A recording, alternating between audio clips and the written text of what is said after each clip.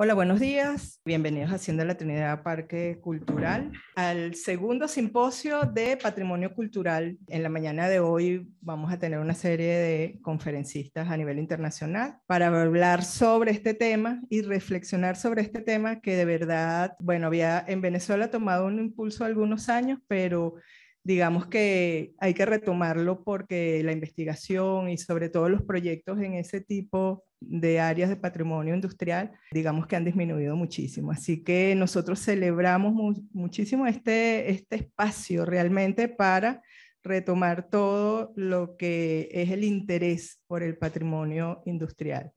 Estamos en un espacio absolutamente vinculado a esa historia agraria venezolana. Hacienda La Trinidad desde el siglo XVIII tuvo cultivos de trigo, caña de azúcar, café, y siglo XX ya pues tabaco y sobre todo una relación muy cercana a toda esa inmigración portuguesa que vino con nuestros espacios para la siembra de hortalizas y otro tipo bueno, de alimentos, ¿no? Y realmente Hacienda La Trinidad como espacio, como parque cultural, pues está en un territorio de 15.000 metros cuadrados donde converge todo lo que es la historia, el patrimonio arquitectónico, que va además vinculado con todo lo que es el desarrollo de la ciudad de Caracas. Por supuesto, como evolucionó la ciudad, todas aquellas haciendas se convirtieron luego en grandes urbanizaciones y digamos que a partir de los años 50, pues toda esa práctica agraria cesó. Hacienda La Trinidad, aparte de mantener ese patrimonio y ser un modelo, yo diría que único en el país de gestión y conservación de patrimonio, está vinculando además las economías creativas para hacer que ese patrimonio se mantenga vivo y pueda ser sostenible en el tiempo.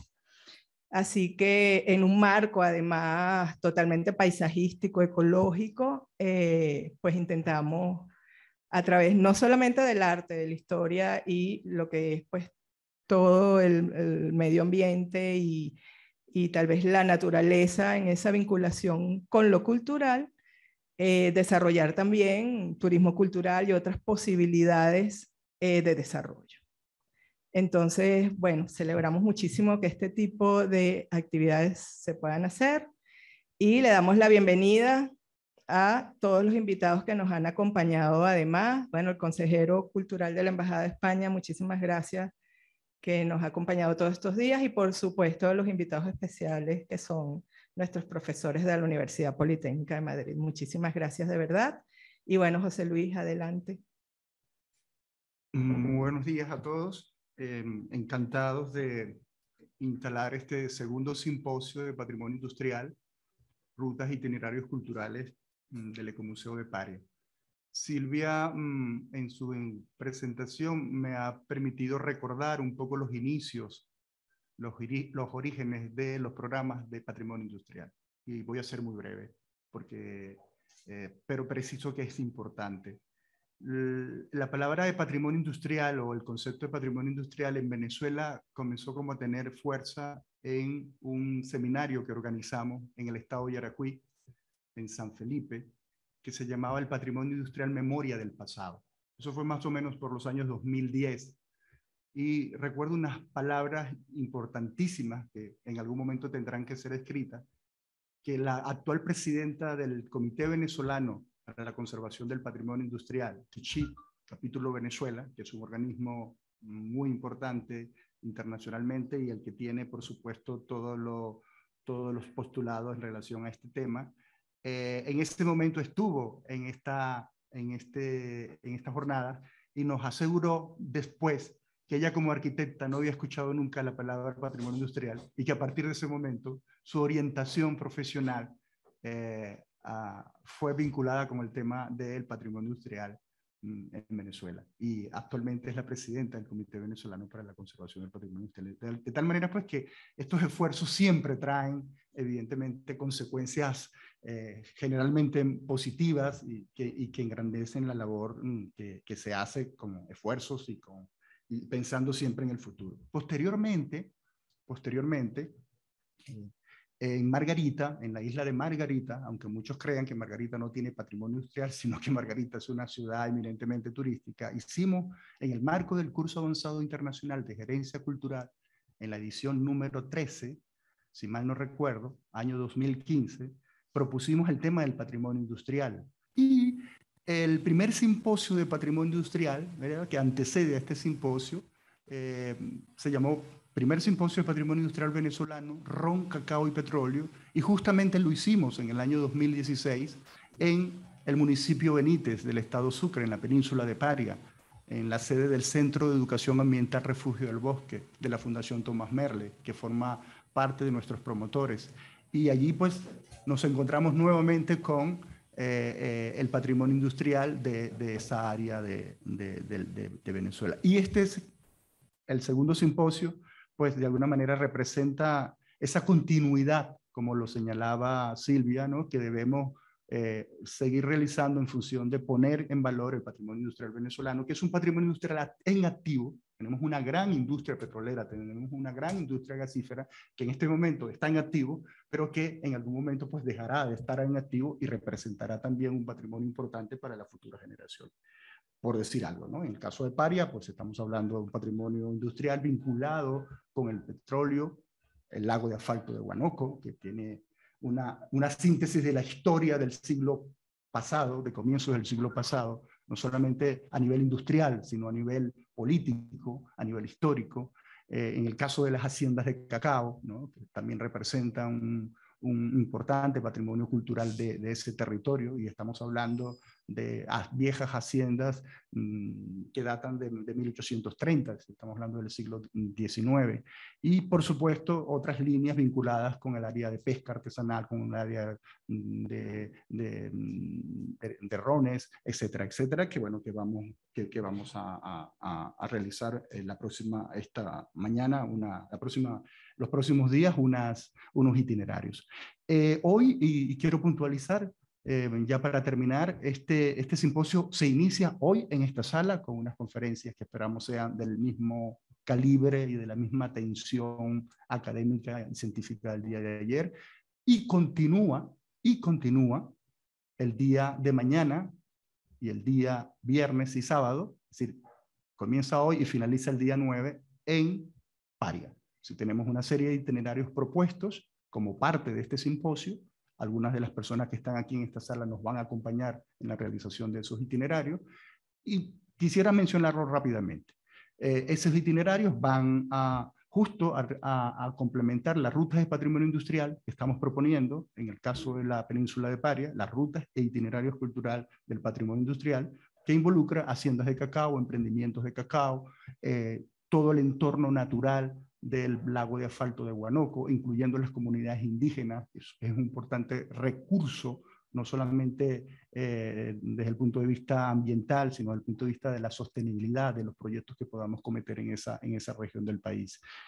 Por supuesto, la actividad ronera, la actividad de pesca, y luego pues vamos a concretar una serie de encuentros con la gente que está vinculada con estos ámbitos industriales de la península de Paria. Bueno, nada, discúlpenme que haya hecho esta pequeña introducción, pero creo que Silvia me dio la oportunidad de hacerlo, porque es importante también ubicarnos, ¿no?, de cómo este tema del patrimonio industrial, que parece muy lejano, pues en nosotros tiene una historia reciente, yo creo que bien interesante, y seguramente se va a mantener en el tiempo. Nuestra ponencia inaugural va a estar a cargo de Linarejo Cruz. Precisamente Linarejo Cruz es de la Junta Directiva del TICHIT de España, del Comité Internacional para la Conservación y Defensa del Patrimonio Industrial, y le hemos pedido al doctor Joaquín Ibáñez pues que haga la presentación de Linarejo Cruz. Bueno, buenos días a todos. Hacer la presentación de Linarejo Cruz es para mí un particular honor. Estoy hablando de una muy buena amiga y una colaboradora en un proyecto que he dirigido durante 10 años en la Universidad Politécnica de Madrid, que es la única cátedra de patrimonio industrial que tenemos en España. En España tenemos, yo creo, 3 organismos. El más antiguo, que es muy potente, no sé si va a poder estar precisamente aquí en una de las conferencias su director, Miguel Ángel Areces, se denomina INCUNA, que es Industria, Naturaleza y Cultura. Naturaleza y Cultura, efectivamente, es el acrónimo. Es una entidad en el mundo asturiano vinculada a lo que fue la Empresa Nacional del Carbón de la Ulla en España, y es una entidad que celebra todos los años unos simposios y unas reuniones académicas online y presenciales que les recomiendo a todos los presentes que la sigan. Siempre son el tercera semana de septiembre, y así está convocada este año también. Eso es un buen consejo para todos los presentes. Pero no hablo de Miguel ahora, sino que hablo de Linejas Cruz. Linejas Cruz efectivamente es miembro del TICIT, que es el TICIT España, es el Comité Nacional del TICIT Internacional, es una organización a nivel internacional que se ocupa de controlar o de cuidar la metodología y el tratamiento del patrimonio industrial, pero también ha sido miembro, como digo, de esta cátedra que yo he tenido el honor de dirigir durante 10 años en nuestra Universidad Politécnica, y que ahora como emérito pues ya la dirige otro compañero mío más joven.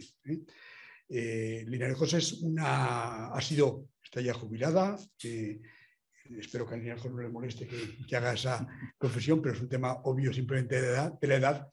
Pero sin embargo sigue siendo una jubilada como yo, muy activa, de tal manera que su experiencia larga en el Instituto de Patrimonio Cultural de España, de la que ha sido funcionaria, instituto especializado en España en controlar, en cuidar, en supervisar todos los problemas de patrimonio cultural.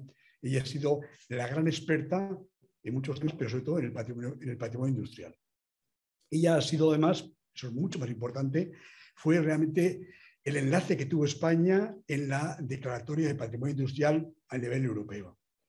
Y representó a España al Ministerio de Cultura en el Consejo de Europa en este área del patrimonio industrial. O sea que estamos hablando de alguien, como están viendo, con un perfil absolutamente pertinente, y yo diría con un perfil de verdadero lujo para esta reunión. Y con ella les dejo para que efectivamente entiendan todos estos antecedentes, entiendan que no son propios solamente de un amigo, de un compañero, sino son simplemente de pura objetividad científica. Eso lo van a entender cuando lo escuchen. Muchas gracias. Hola, buenos días a todos. Joaquín, muchísimas gracias por tu presentación. Es evidente que te has excedido en tantos elogios que no merezco, pero por lo menos me ha alegrado mucho de verte, aunque sea a través de la pantalla, ya que no he podido acompañaros en esta ocasión. Y quiero agradecer a José Luis la invitación que me ha hecho. Es para mí un honor poder estar aquí, además en el inicio de este simposio. Espero que en otra ocasión podemos hacerlo presencialmente. Bueno, pues vamos a comenzar, y para hablar de estos paisajes industriales me ha parecido oportuno comenzar un poco hablando del concepto de paisaje, ¿no? Porque todos tenemos en memoria, guardamos nuestra idea de paisaje, pero conviene concretar un poquito de qué estamos hablando.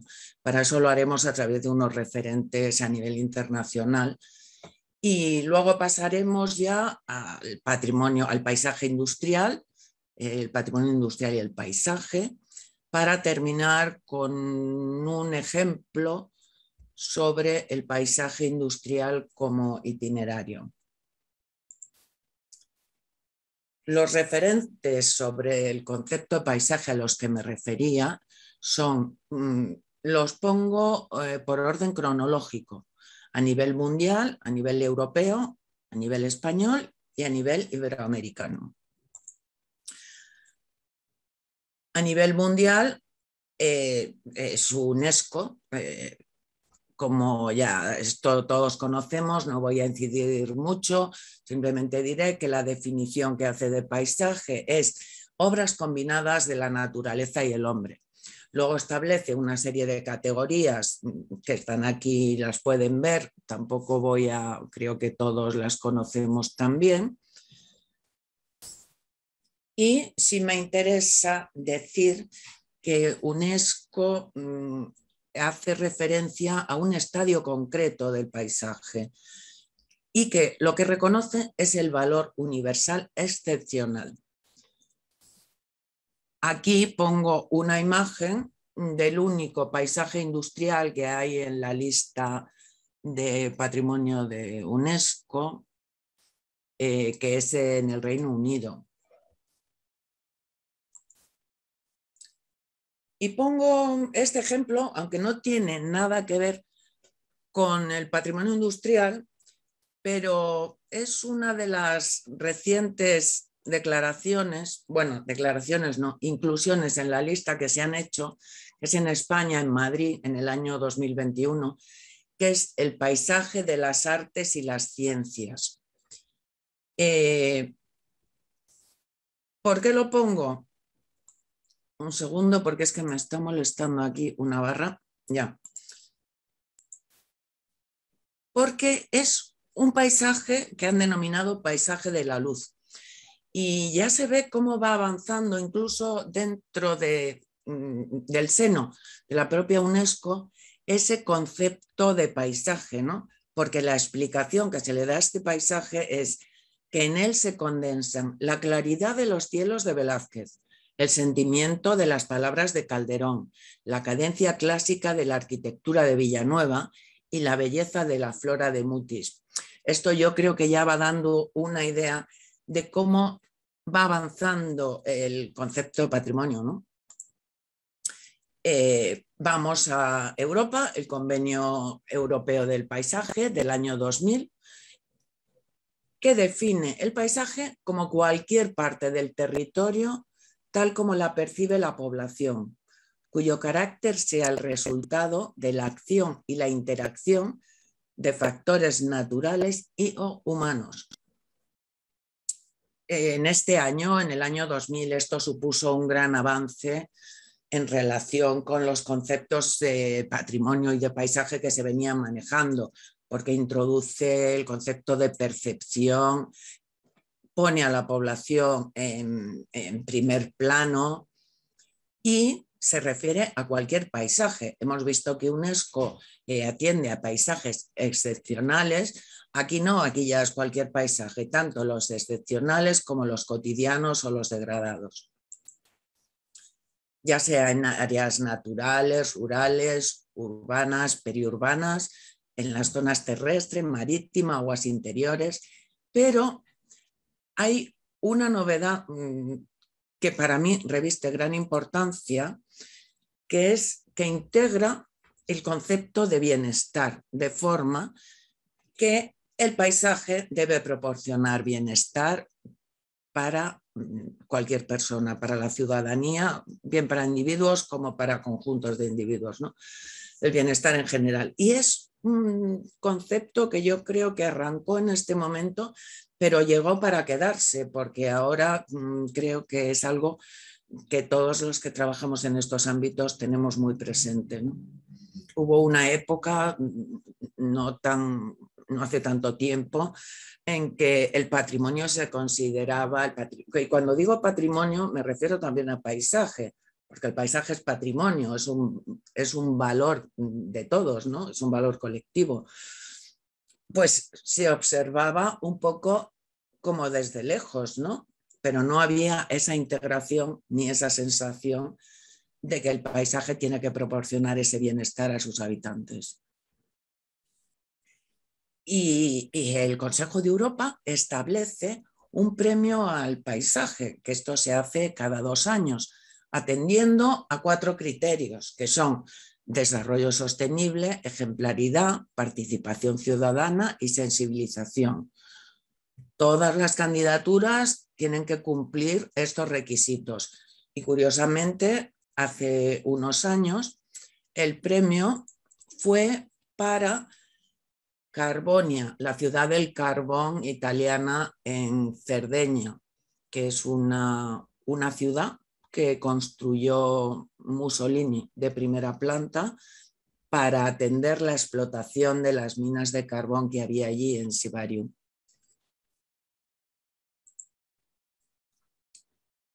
Llegamos a comienzos de 2012 con el Plan Nacional de Paisaje Cultural en España y define el paisaje como el resultado de la interacción en el tiempo de las personas y el medio natural. cuya expresión es un territorio percibido y valorado por sus cualidades culturales, que son producto de un proceso y son soporte de la identidad de una comunidad. En cualquier caso, esta definición lo que quiere decir es que el paisaje tiene dos dimensiones indisociables, que son la dimensión espacial y la temporal, que hacen referencia por una parte al territorio, por otra parte a la acción humana, que es producto de un proceso que es percibido y que debe ser interpretado. En el marco del plan de paisaje, igual que también en el marco del plan de patrimonio industrial, se han llevado a cabo muchísimas actividades, pero como no puedo enumerarlas todas, he seleccionado esta, que es un mapa interactivo que se hizo recientemente, se terminó en plena pandemia, que es el mapa interactivo con sus fichas documentales del listado de los elementos industriales que están incluidos en el Plan Nacional.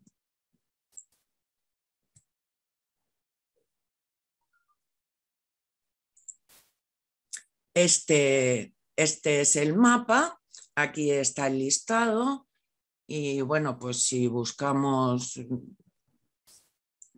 algún elemento para ver, por ejemplo el paisaje industrial de la Sierra Minera de Cartagena, aquí aparece y pinchando en el enlace se puede acceder a la ficha completa con toda la información y con documentación gráfica.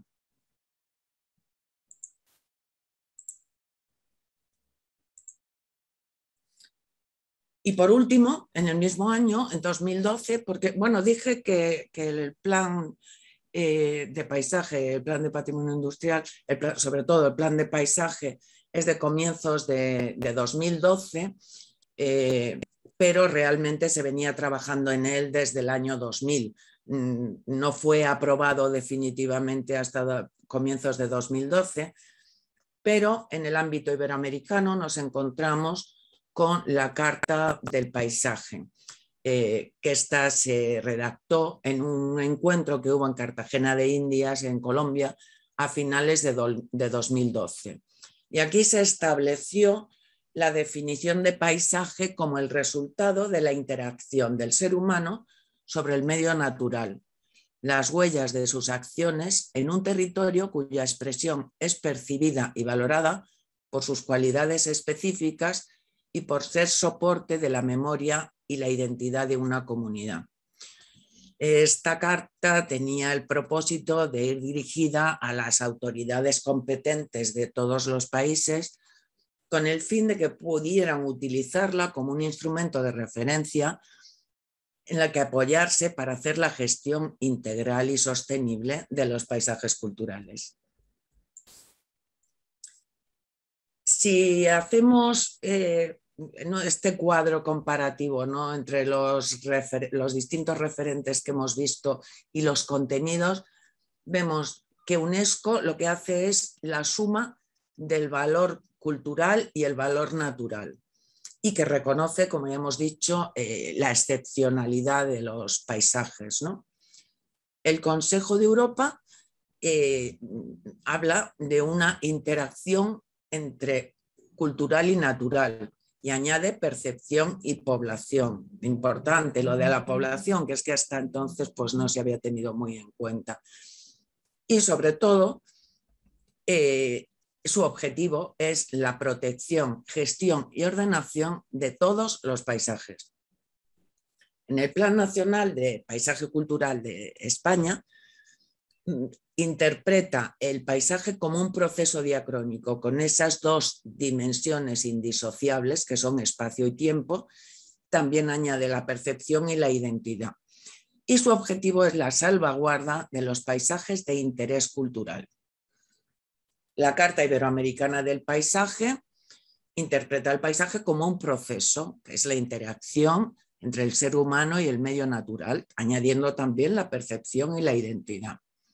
Y el objetivo es que se reconozca el valor de los paisajes culturales para que se pueda hacer una buena gestión que proporcione calidad de vida a los habitantes. En cualquier caso, hay que entender que paisaje es un todo, teniendo en cuenta que todo es mucho más que la suma de todas las partes. En realidad es un entramado de relaciones. Perdón. Nos adentramos en el patrimonio industrial, que es el conjunto de los bienes muebles, inmuebles y sistemas de sociabilidad relacionados con la cultura del trabajo, que han sido generados por las actividades de extracción, transformación, transporte, distribución o gestión.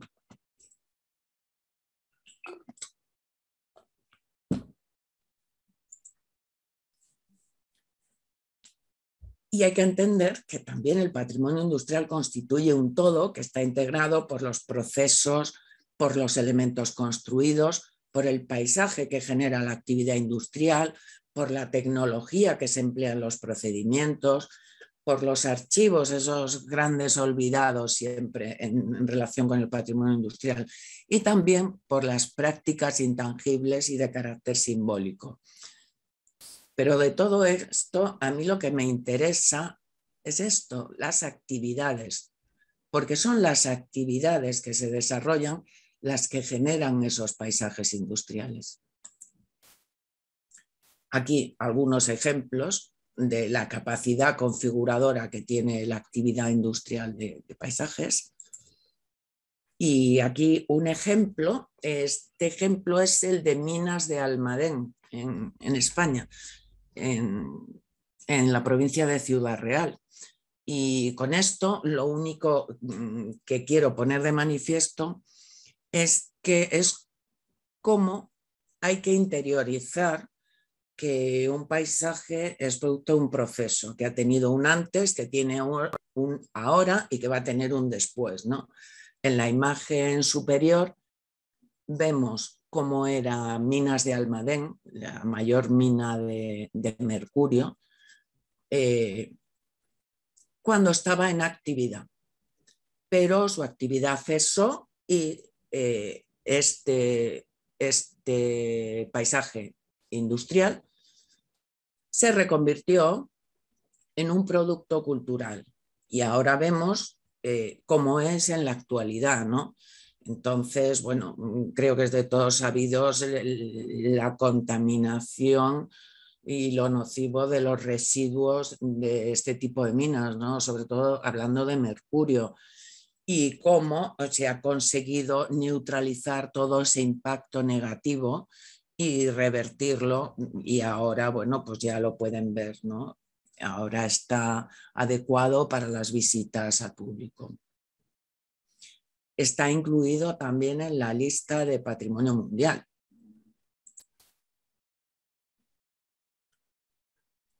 Y los paisajes industriales también pueden ser itinerarios, y me gustaría dar un repaso a través de un itinerario en Andorra. Andorra, que es ese pequeño país que hay en la frontera entre España y Francia, que es la ruta del hierro, la ruta del ferro de Andorra.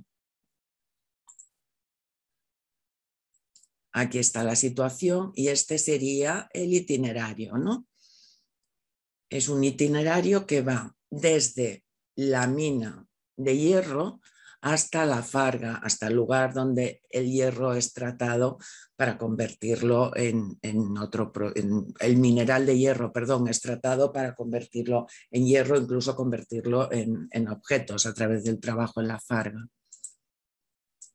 Este sería el inicio, esta sería un edificio que han hecho para la entrada de la boca de la mina.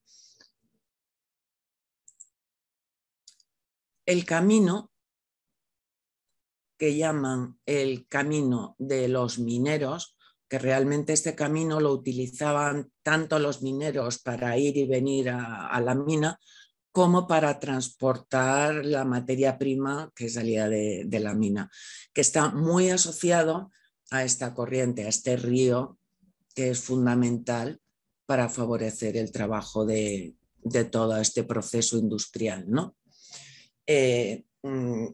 Entonces, a lo largo de todo este recorrido, al gobierno de Andorra lo que ideó para hacerlo más comprensible y para animarlo de alguna manera es invitar a determinados artistas internacionales de muy diversos países para que hicieran, inspirados por este lugar y por este patrimonio industrial, hicieran unas obras site-specific que tuvieran relación con todo este proceso de la minería.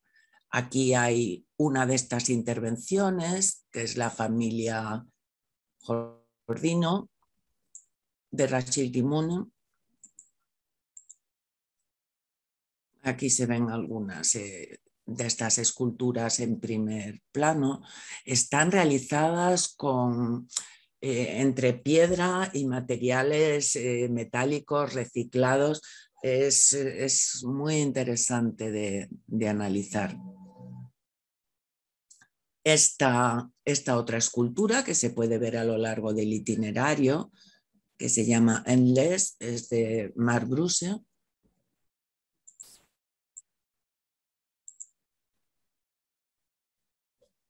O el gran carro de hierro y pico de Jordi Casamayó, que se ve aquí. Aquí se ve una ampliación de la imagen. O la casa de tierra y fuego de Alberto Carneiro, que hace su instalación justo dentro de esta casa, que consiste en este cubo metálico que emerge de una montaña de tierra, ¿no?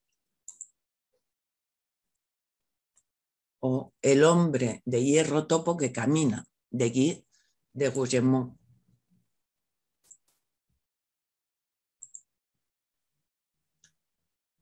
O un gran monolito de hierro de Satoru Sato, y que hace una relación entre este gran monolito y estos otros bloques de hormigón, ¿no?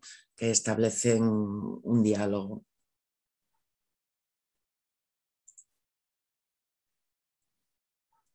Y la ruta finaliza precisamente en la Farga, que se conserva y que puede funcionar, no está en funcionamiento evidentemente en modo producción, pero sí para poder explicar a los visitantes cómo funciona este sistema, ¿no? Esta sería la última imagen que he querido ponerla, porque este agua y este color que tiñe la tierra, que tiñe las piedras del óxido del metal de hierro, es el característico de la zona. Y aunque no vamos a tratar el tema del turismo en este caso, sí me gustaría despedirme con una reflexión a modo de pregunta. ¿El turismo es una oportunidad o una amenaza? Quería hacer un comentario por tu ponencia, gracias por todas esas reflexiones que nos ha hecho sobre paisaje cultural e industrial. Y justamente, creo que te he comentado en varias oportunidades, este proyecto de Andorra se me parece muchísimo al Parque Bolivariano Minas de Aroa, que está aquí en el estado de Yaracuy. Yo no sé si algunos de la sala conocen el Parque Bolivariano Minas de Aroa, Dervis lo conoce. En ese parque justo hay un parque de esculturas. Las minas de Aroa eran minas propiedad de Simón Bolívar, del Libertador, de su familia, y durante muchos años fue explotado por transnacionales inglesas y de otras nacionalidades, y pues queda un paisaje y cultural e industrial muy potente, ¿no? Con restos, con cuevas, con túneles, muy importante. Y en alguna oportunidad se hizo un ejercicio con artistas que estuvieron concentrados en esa zona, durmieron en carpas, durmieron en hamacas, y durante un tiempo pues fabricaron sus esculturas con materiales que encontraron a lo largo del recorrido que hacían en las minas de Aroa. Entonces, bueno, se produjeron 17 esculturas, unas muy monumentales, otras de menor calado, que recientemente pues, se ha hecho un programa de rehabilitación de estas esculturas. Lamentablemente el parque, creo, hasta donde sé, está cerrado en este momento, es decir, no admite visitas al público, pero bueno, yo lo he visitado en varias oportunidades porque he trabajado con la Corporación Yaracuyana de Turismo en la rehabilitación de ese espacio. Y bueno, decirte pues que me ha levantado una polvareda, ¿no? El saber que esto en Andorra está tan bien estructurado y como queremos que pueda estar en el Parque de Escultura, en el Parque Bolivariano Mina de Aroa. Muchísimas gracias por recordarme todo este tema de volver la mirada hacia el Parque Bolivariano Mina de Aroa, Linares. Muchísimas gracias. Gracias a ti.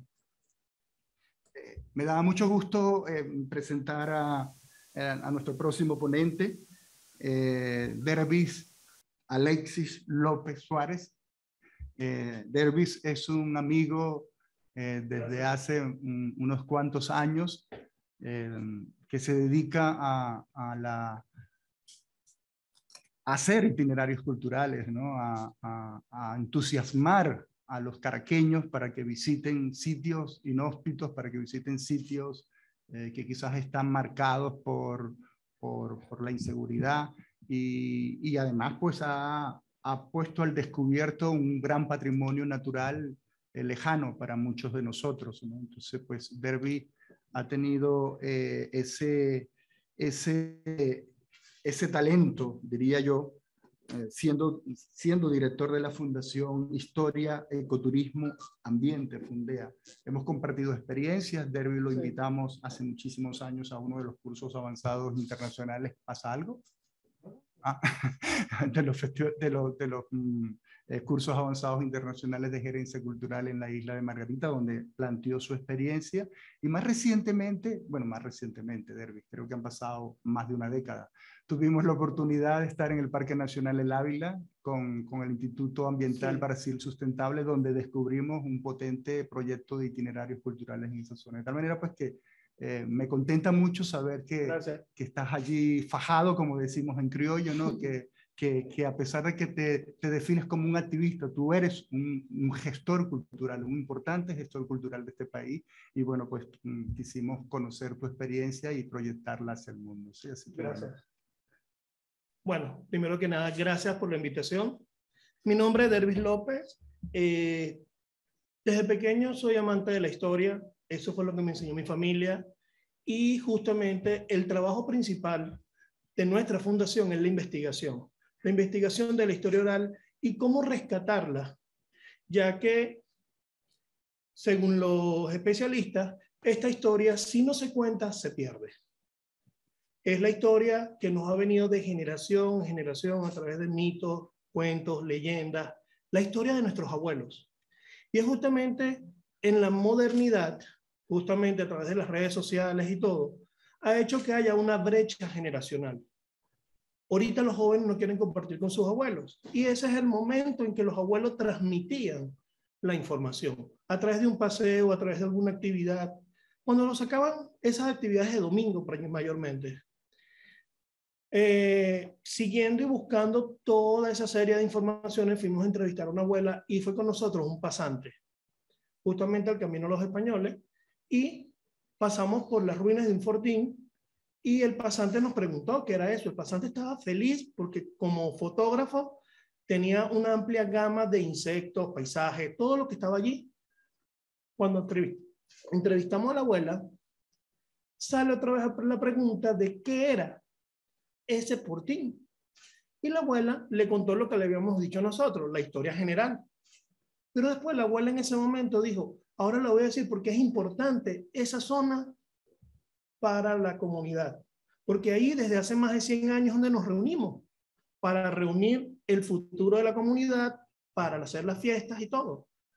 Pero ahora le voy a contar por qué es importante para mi familia ese lugar. Y es que en una fiesta en 1912, mi mamá y mi papá se conocieron allí. Y por eso mantenemos el sitio en resguardo. En cada momento vamos y limpiamos. Es decir, nos mostró el amor que tiene la comunidad hacia un patrimonio y también desde lo local y lo particular, aparte del objetivo. Ya nosotros trabajamos con una premisa de que cada camino tiene una historia que puede ser contada, y nos nació otra premisa en ese momento. ¿Por qué no enseñar nosotros la historia en el propio lugar de los hechos? Empezamos a buscar propuestas que se estén haciendo en Caracas, en Venezuela, ¿sabes? Para siempre tener un referente. No había organizaciones y quiere decir que empezamos nosotros a trabajar, a hacer esas propuestas. Viajamos a diferentes cascos históricos a ver la dinámica de cada uno de ellos. Muchos de ellos, vamos a decirlo de esta manera, muy fría, muy poca gente interactúa con su patrimonio, pero fuimos al Táchira, un sector de la provincia aquí en Venezuela, y no amamos la manera en que la gente está relacionada con su patrimonio. Yo fui a buscar alguna organización que me pudiera llevar a conocer el casco histórico de San Cristóbal, y mi guía fue el heladero. El heladero, enamorado de su historia, me dijo, yo le cuento la historia si me compra los helados. Nos fuimos para allá, de verdad que nos enseñó una gran cantidad de sitios dentro de la propia catedral que no está a la vista del público como tal. Nos llevó a las diferentes plazas que estaban a los alrededores y su carrito quedó allí. Después nos fuimos a comer helado con un gusto impresionante. De allí nos fuimos a Capacho, fuimos a tomar fotos, pasamos por un museo, el museo estaba cerrado y llegamos al mercado. En el mercado fue un verdurero, el que vende las verduras, quien nos sirvió de guía. Nos llevó donde vio una placa en el mercado, fue hecho en la época de Gómez. Vayan al museo. Yo le dije, el museo está cerrado. No, vayan, ya le mando a la señora. Y entonces nos abrieron el museo para nosotros. Entonces era como que el museo no era de una institución como tal, sino era la propia comunidad, cuidado por la comunidad, y eso nos garantizó que pudiéramos acceder. Y empezamos a hacer eso, a buscar ese sentir de la comunidad, ese arraigo que tiene con su patrimonio. Y eso lo dimos cuenta que ese arraigo que estaba en esa zona no lo tenían los otros cascos históricos. Y nacimos en La Guaira y la propuesta nace justamente en una ruta en el casco histórico de La Guaira. Fuimos a hablar con los organizadores, los gentes del Estado, y lo que nos dijeron fue, nadie quiere ir a conocer eso. Y en pocas palabras, a través de una apuesta con la directora de turismo de ese entonces, nació la primera ruta ecopatrimonial. Y ahí empezamos a estudiar y a canalizar todas nuestras investigaciones según cada itinerario, porque cada uno está relacionado, porque es el sentir del hombre, el sentir del caraqueño y el sentir del venezolano en cada uno de ellos, y empezamos a ver que nosotros podemos enseñar esa historia a través de las vivencias. Empezamos a tener un recorrido, por ejemplo, en la zona de Virongo, a que la gente vea lo que es el proceso del cacao, y mucha gente no sabe que el chocolate viene de una planta, y cuando ven y prueban el sabor del cacao, cuando ven cómo es el tostado, cuando ven cuando empieza a ese proceso artesanal, porque es un molino, se hace a mano, pero que todos puedan participar, a moler, a sacar ese poquito de pasta y probarla de allí. Para muchos, wow, nunca pensé que lo iba a hacer. Y que en ese momento te vengan a enseñar un baile tradicional, que es el baile de tambor venezolano, que es de esa influencia africana, todos quedan completamente fascinados. Y después, bueno, lo típico de todo venezolano, de pasar a comerse un sancocho en el río. Los abuelos nos dicen que no se puede comer sopa y meterse al río. Los virongueros resolvieron eso. Agarran, se sirven el plato de sopa y se meten dentro del río a comerse la sopa. Y es algo que todos quedaron fascinados, y todo participante que vaya se va a comer la sopa al río. De ahí empezamos a ver y a estudiar lo que son los diferentes procesos de lo que es patrimonio, porque llegamos a un momento en que empezamos a organizar tantas cosas que después tuvimos que empezar a clasificar. Entonces estuvimos haciendo patrimonio natural, patrimonio rural. Empezamos con patrimonio funerario porque visitamos el mausoleo del doctor Canoche, un médico alemán que vivió en La Guaira, pero tenía su hacienda de café en la zona del Ávila, y allí tenía su laboratorio. Él trabajaba con cuerpos, con cadáveres, los momificaba. Y eso causó una leyenda negra sobre este señor, pero hablar de este señor es hablar de una eminencia científica que se vino a un país completamente atrasado. Empezamos también a trabajar lo que es dentro del casco histórico. Tenemos ahorita, sumando más de 30 pequeños itinerarios. Inclusive vamos al Delta del Orinoco, hemos compartido con los guaraos, y cuando le invitas a las personas, no es que vas a conocer, sino que vas a compartir con los guarados. Dormimos en hamaca, vamos a comer sus alimentos tradicionales, vas a ver sus bailes tradicionales. Todos quedan fascinados. Déjenme decirle que son 3 días donde la gente duerme 4 o 5 horas, porque no se quiere perder cada momento de la selva. Incluso en la madrugada hay unos sonidos y unas aves que cantan y todos fascinados. A las 3, 4 de la mañana ya tú ves a la gente dando vuelta con sus cámaras, con sus grabadoras. Y eso para nosotros es gratificante porque son esas vivencias que no se tienen. Tenemos también turismo de patrimonio industrial con la visita a la hidroeléctrica de Los Naranjos. Vamos a las antiguas estaciones del teleférico, tanto la de Loma de Caballo como la de Lirón, para mostrar un poco ese pasado, esas estructuras que están allí que ya no están usándose y que pueden ver tanto el pasado como el presente. Es decir, subimos en las cabinas nuevas, pero van a ver cómo eran las estructuras antiguas. También un poco lo que es la visita al pueblo de Galipán, conocer su historia, ver esa propuesta de cultivos que realizan, esa propuesta de turismo cultural y las diferentes vistas que nos regala tanto del litoral como de Caracas. Y déjeme decirle que la afluencia era masiva. Una de esas estaciones fue cerrada porque se empezó a hacer el nuevo trabajo de las nuevas líneas y esa estación iba a pasar una línea y también iba a ser el campamento de trabajadores. Durante ese mes, todos los fines de semana, viernes, sábado y domingo, estuvimos yendo a esa estación porque ya la iban a cerrar y al notificar que iba a estar cerrada, la gente visitó completamente y mucho más porque había una cabina que tenía más de 10 años guindada allí y que ha sido bautizada como el teleférico fantasma. Entonces, miren, eso atrajo muchísimo y había que, desde donde nos dejaba el rústico hasta allá, había que caminar por un bosque durante 1 hora y la gente iba fascinada. Y el problema era retirarlo. Señores, nos vamos. No. Entonces, era ese momento. Y aprovechar esa vivencia, inclusive llegamos a realizar un campamento. Acampamos allí y la gente fascinada viendo el atardecer y el amanecer desde esas estructuras. Otro de nuestros sitios que justamente visitamos este domingo son las ruinas de la segunda planta hidroeléctrica de Venezuela. La primera se encuentra a 1 kilómetro río arriba, pero está metida en una barriada. Entonces es de difícil acceso, ni inclusive nosotros no hemos podido averiguar qué es lo que queda. Pero en la segunda planta, ahí se encuentran las turbinas, se encuentra el río Guaire, que es el quien movió todas esas turbinas. Y la gente queda fascinada y caminar por una antigua acequia que queda a casi 50 metros sobre el nivel del Guaire es completamente fascinante. Yo lamento no haber traído las imágenes, pero yo quería era que ustedes vivieran a través de la palabra y que puedan ir a través de nuestras redes, @fundea, para que puedan ver los videos, puedan ver todas esas experiencias. Porque para nosotros es fascinante y le digo, cada vez que yo voy me fascino, me quedo como un niño que haya descubierto algo y eso es lo que hace también la gente. Entonces digo que le despierto ese pequeño Indiana Jones de ir redescubriendo, de ir buscando ese patrimonio o esas historias que están allí. Cada quien queda completamente fascinado. También empezamos a trabajar en cascos históricos como el de Petare y hay un tabú de que Petare es muy peligroso, pero déjenme decirle que Petare tiene unas grandes organizaciones culturales y es que empezamos a visitar. Vamos al casco histórico, incluso estamos subiendo al barrio Unión de Petare. Hay una iglesia donde nos permiten subir al campanario y desde el campanario admirar todo lo que son los barrios de Petare y todo lo que es el Valle de Caracas. Déjeme decirle que esto es algo que ha llamado muchísima la atención a los rusos.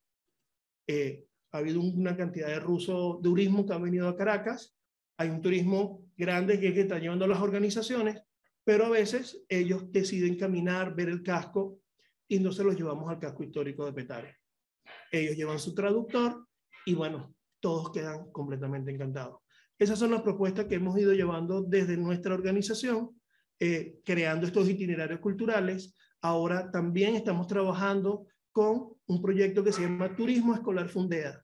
Estas rutas las hemos adaptado para escolares, para que los niños puedan ir a conocer su historia en el propio lugar de los hechos. Y esto he trabajado con los docentes.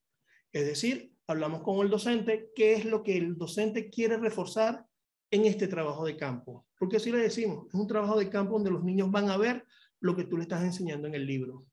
Y ha sido muy fascinante y satisfactorio. Y también lo que llamamos turismo dorado. Hay muchos abuelos que se niegan a ir a estas actividades porque no saben si van a caminar mucho. Lo que hacemos es adecuar toda esa, vamos a decir, toda esa logística para que nuestros abuelos, que son parte de esa vivencia y que justamente de ellos empezamos a absorber parte de estas historias, también puedan ir a disfrutarlo. Gracias. En esta oportunidad me toca presentar a Violeta Gómez García, quien es nuestra próxima conferenciante. Violeta forma parte del Ecomuseo de La Ponte en Asturias, Ecomuseo con la que hemos tenido una relación muy estrecha e incluso hemos tenido la oportunidad de... Hola Violeta, te estoy mirando. Hemos tenido la oportunidad de recorrer algunos de sus itinerarios con su director y Jesús Fernández, y pues intercambiar experiencias en diferentes ámbitos. Ellos son muy fuertes en el área de investigación, trabajan en el área de investigación, ¿no? Tienen unos maravillosos cuadernos del Ecomuseo de La Ponte, y es un territorio que en comparación con el Ecomuseo de Paria pues ¿no? Son pequeñitos, ¿no? Y eso lo hace más atractivo en ese sentido, ¿no? Es un lugar precioso, es un lugar encantador, mágico. Y bueno, por supuesto, quien nos va a contar eso es Violeta. Violeta es licenciada en Filología Clásica y doctora en Estudios del Mundo Antiguo en la Universidad Autónoma de Madrid. Y ha trabajado como ingeniera de investigación para muchas instituciones y con estancias en varios países, y ha participado en congresos y proyectos de investigación tanto nacionales como internacionales. La última parte de su resumen curricular me ha encantado porque dice que actualmente reside en un pequeño pueblo en la montaña de Asturias, en contacto con la tierra y con una estrecha vinculación personal y profesional con el territorio, la comunidad y el medio rural. Violeta, encantado. Hola, ¿qué tal? Muchas gracias por la invitación, por invitarnos a estar aquí compartiendo. Para mí es un gusto, además, poder escuchar otros proyectos y conocer a otras iniciativas y otras personas que hacen también cosas muy interesantes. Yo me he incorporado, me presento así muy brevemente porque, bueno, me he incorporado recientemente al equipo del Ecomuseo, antes he hecho otras cosas y puede ser graciosa la parte del final porque de alguna manera, bueno, es mi historia personal, ¿no? Yo he venido de la ciudad de Madrid, del pleno centro de Madrid al mundo rural, ¿no? Para vivir un poco de una manera un poquito más sostenible, y aquí me he encontrado con el proyecto del Ecomuseo que me ha atraído desde el principio, y gracias a eso pues estoy conociendo también otros proyectos y otras iniciativas y estoy encantada, la verdad. Bueno, pues comparto la pantalla para contaros un poco cuál es el trabajo que hacemos en el Ecomuseo y hablaros un poquito de los itinerarios culturales. A ver que no haya ningún problema. Si no se me escucha en algún momento o hay algún problema con la visualización o cualquier cosa, me lo decís sin problema. Perfecto. A ver.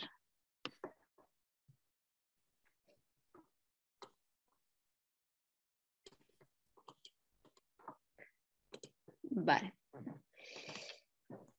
Bueno, pues sí, justo así para empezar a charlar un poquito sobre el Ecomuseo de La Ponte, decir dónde estamos. Estamos en el norte de España, en la zona central del Principado de Asturias, y es un concejo rural. Como veis, estamos entre montañas y es muy pequeñito, tiene apenas 23 kilómetros de extensión y una población total censada de unos 273 habitantes en 2020. Lo que pasa que esto en realidad es solo un dato porque en realidad menos de la mitad viven de forma permanente dentro del concejo, ¿no?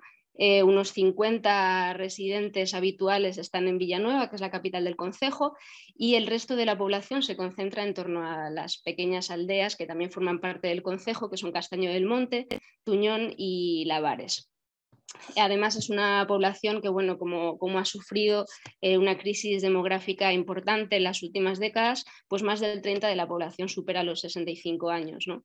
Afortunadamente está muy bien comunicada con la zona urbana, con Oviedo, que es la capital del Principado de Asturias, y aunque es un territorio muy, muy pequeñito, tiene un rico patrimonio etnográfico, cultural y natural. Precisamente el patrimonio natural es hacia donde se han orientado las políticas de desarrollo de esta área, hacia el turismo, ¿no? En detrimento de otras un poco más tradicionales, porque os podréis imaginar que es un territorio rural donde primaban la agricultura y la ganadería, ¿no? Entonces se han enfocado estas políticas en el turismo. Un turismo, además, que no ha tenido en cuenta bueno, a la propia comunidad, ¿no? Y a la población. Es un modelo que no se ha organizado bien. Hay 127 plazas hoteleras, para que os hagáis una idea, y que, bueno, en comparación con la población total del concejo, pues es muchísimo, ¿no? Y entonces viene mucho turismo, nada más que en los periodos vacacionales, por así decir, y el resto del año, bueno, pues la gente intenta hacer un poco lo que puede, porque los servicios además cada vez son menos. Eso, unido con bueno, pues eso, con lo que os decía, el éxodo rural, la crisis demográfica de las últimas décadas, la crisis económica que viene sufriendo el país a nivel nacional un poco en los últimos años, pues hizo que en 2011-2012 naciera este proyecto, y nació con 4 ideas principales, ¿no? Acción, comunidad, patrimonio y desarrollo. Es un proyecto que trataba de activar de alguna manera esos recursos patrimoniales que estaban inactivos, pero aprovechándolos desde la propia comunidad y en beneficio de toda la comunidad y de todo el territorio, ¿no? Nace con una idea de proceso de naturaleza abierta, colaborativa y bueno, es un proceso experimental también. Donde la cultura y el patrimonio cultural son herramientas para la acción social, no meramente objetos de consumo turístico en este caso. Bueno, el modelo, no me voy a extender mucho aquí porque supongo que estáis todos familiarizados con el concepto del ecomuseo, y si no, luego podemos hablarlo un poquito más despacio, pero creo que en este contexto, bueno, pues no hace falta comentarlo en detalle, pero bueno, sí decir pues que cuando surgió la iniciativa, pues el modelo del ecomuseo era el que parece que encajaba perfectamente para llevar a cabo todos esos objetivos con los que nació el proyecto, ¿no?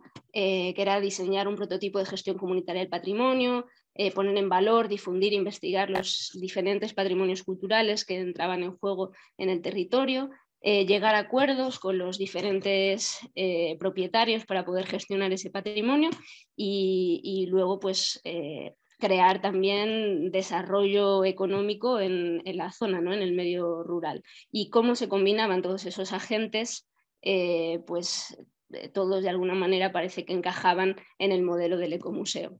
Así La Ponte pues se convierte en una empresa social del conocimiento que pretende gestionar de forma íntegra esos recursos patrimoniales, ¿no? Generando actividad económica con una marcada base social fundamentalmente, porque ese es en definitiva el objetivo de un ecomuseo. No es un proyecto social, como decía Hughes de Bagin. Simplemente para que veáis un poco, por si para alguna persona es un poco más ajeno, simplemente las diferencias entre un museo y un ecomuseo pues son las que tenéis resumidas un poco en ese cuadro, ¿no? Un ecomuseo no está asociado a una sede física, digamos, todo es el patrimonio es el propio territorio, está diseminado, digamos, por ese territorio, y es ahí donde llevamos nuestros itinerarios culturales, entre otras de nuestras actividades, ¿no? Bueno, pues simplemente, solo por cerrar, en el Ecomuseo intentamos aunar estos tres ámbitos, ¿no? Social, económico y científico-tecnológico. Es ahí donde, justo donde interactúan esos tres ámbitos, donde se encuentran esas ideas de las que hablaba, ¿no? De acción, comunidad, patrimonio y desarrollo. Bueno, ¿y qué se hace en el Ecomuseo de la Ponte, ¿no? Pues como antes decía José Luis, pues se hace investigación histórica, hay una parte de investigación bastante importante, como comentaba, con todos los proyectos que tenemos abiertos y sobre todo con Jesús Fernández a la cabeza. Se hace divulgación científica y del patrimonio cultural, visitas guiadas e itinerarios interpretativos por los diferentes elementos patrimoniales que tenemos en el concejo. También esos itinerarios, esas actividades se ofertan para centros educativos, se hacen multitud de talleres, actividades y experiencias de todo tipo. Se hace un poco de innovación y de experimentación desde el emprendimiento social también, y se trabaja mucho con la comunidad local, con las comunidades del concejo. Aquí, simplemente para que veáis un poco, que espero que podáis ver, que estéis viendo, unas fotos sobre algunos de esos encuentros o de esas exposiciones participativas que solemos hacer, donde recopilamos relatos, fotografías, material gráfico, etcétera, ¿no? Y eso también lo ponemos a disposición de la comunidad para que también puedan dialogar y podamos sacar información también y compartirla. Y luego otras imágenes de los diferentes talleres de todo tipo que hacemos, ¿no? Talleres, otro tipo de rutas, arqueología, conciertos, etc. Todo el trabajo que se hace, pues de alguna manera intentamos siempre que esté también a disposición del público general, ¿no? Y entonces se publican a través de nuestra página web todas las investigaciones, todos los artículos científicos que se hacen, pero luego también tenemos, bueno, no solo artículos científicos, también monografías de carácter más divulgativo, otro tipo de proyectos, ¿no? Y como comentaba también José Luis antes, tenemos la revista Cuadierno, que es una revista internacional de patrimonio, museología social, memoria y territorio. Todos los números están en la página web y se pueden consultar libremente, que es otra de la ciencia abierta, de alguna manera es otro de los conceptos clave del Ecomuseo de la Ponte.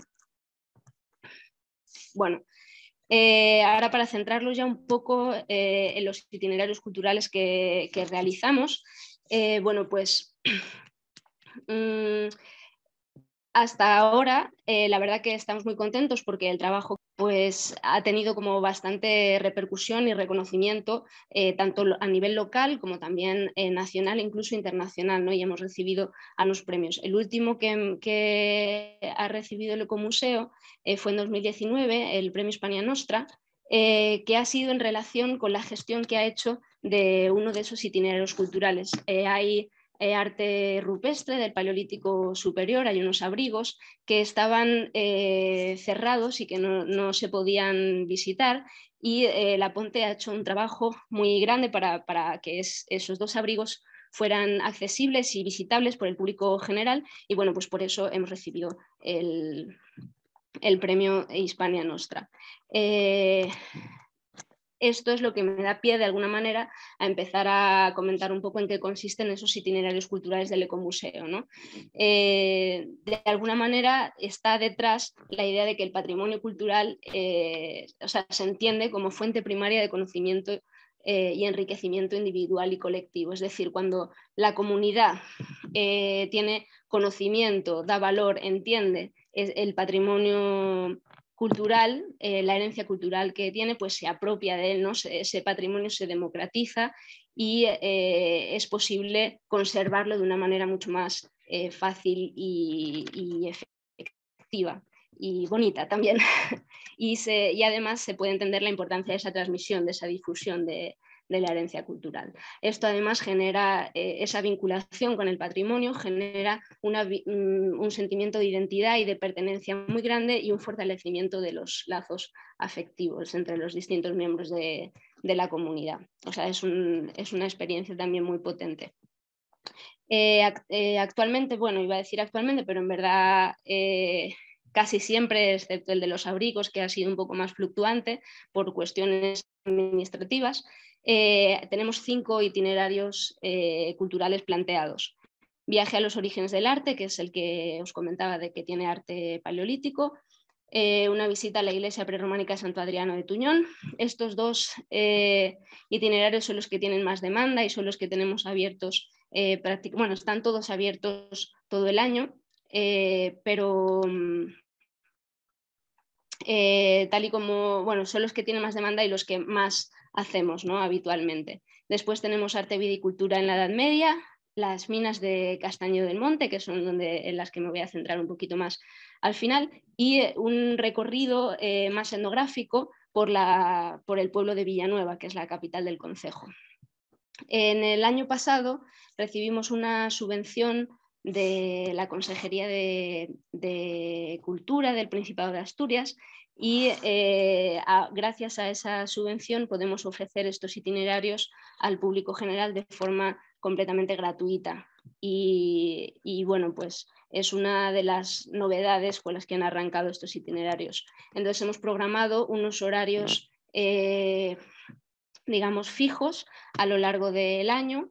Los que están ahora en esta temporada son los fines de semana, las cuevas y la iglesia de Santo Adriano, y el resto es posible hacerlos también, pero sobre todo los hemos programado en el periodo estival, que es cuando más demanda tienen.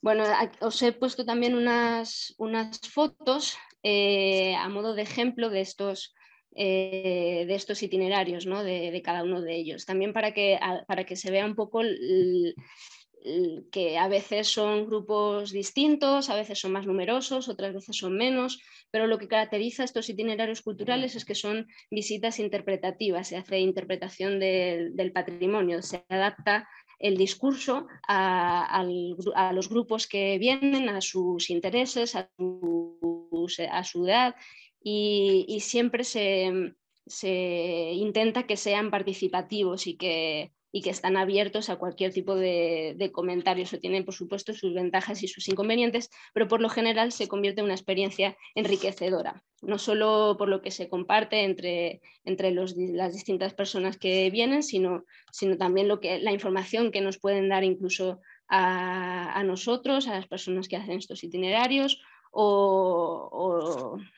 bueno, es muy interesante. No solo vas y conoces el elemento patrimonial que sea, ¿no?, en sí mismo. Bueno, pues me voy a centrar estos últimos minutos en comentar o en ejemplificar cómo son un poco estos itinerarios culturales o el trabajo que hacemos en estos itinerarios culturales con el itinerario precisamente de las minas, que es el ejemplo que tenemos de minería industrial aquí en el concejo. Es ni más ni menos, aunque poca gente lo sabe, uno de los conjuntos de minería industrial de Asturias, uno de los conjuntos de minería industrial del hierro más antiguos de Asturias, porque son unas minas que comenzaron a explotarse a finales del siglo XVIII. Entonces, bueno, pues son muy antiguas, son de 1795 aproximadamente. Esta ruta está bien señalizada, de hecho se puede hacer libremente y es conocida para algunas personas aficionadas al senderismo. Está muy próxima a una zona que tiene algunos puntos de interés turístico, que son Pico Plantón y las cascadas de la Sierra de Huanga, y además está en una zona de paso hasta el Alto de la Cruz de Linares, que es una ruta ciclista bastante importante y bastante difícil, porque es todo hacia arriba de la montaña, y Linares además fue un punto clave de estas montañas, era un cruce de caminos y tiene un mirador muy bonito. Entonces, pues a medio camino de esa subida, pues se encuentra Castañedo del Monte, donde parte el camino de las minas de La Parva, de las minas de Castañedo del Monte. Es un itinerario, bueno, bastante sencillo, en el sentido de que no hay propietarios de alguna manera con los que lidiar. Por ejemplo, en el caso para poder visitar los abrigos, hubo que hacer un trabajo muy grande con la administración, con el propio gobierno, para que nos dejara acceder a ese patrimonio y gestionarlo. En el caso de las iglesias, por ejemplo, la iglesia de Santo Adriano de Tuñón, pues lo mismo, ha habido que hacer convenios y acuerdos con el arzobispado. En este caso es público, es accesible y no tiene ningún problema. Tiene la complejidad de que está en medio de la montaña y que el acceso es un poquito más complicado. Además, enseguida la vegetación lo cierra, hay que estar continuamente encima y limpiándolo, que bueno, gracias también a la colaboración con el ayuntamiento, pues nos ayudan a hacer estos trabajos. Pero bueno, las señalizaciones y demás, las barandillas que hay para acceder, pues también el estado está un poco a veces complicado, ¿no? Habría que renovarlo ya. Pero bueno, en este camino nos da pie para hablar muchísimas cosas que para nosotros tienen interés, ¿no? Antes hablamos de los paisajes culturales y de la importancia de esa historia oral y esa transmisión, ¿no? Pues un poco lo que intentamos hacer nosotros en estos itinerarios es precisamente eso, interpretar ese paisaje cultural y cómo ha cambiado a lo largo del tiempo, ¿no? Pues, por ejemplo, bueno, como veis, es una zona montañosa, pero que ya no tiene nada que ver con lo que era hace unas décadas, ¿no? Que eran todo prados de cultivo o de siega para el pasto de los animales. Y bueno, pues actualmente son territorios abandonados, prácticamente ya los pueblos de alrededor no los usan porque vive cada vez menos gente, y entonces están llenos de maleza. Pero es que previamente a ese uso rural de los campesinos, ¿no? Cuando se pusieron en funcionamiento esas minas, pues el aspecto también era otro, porque se creció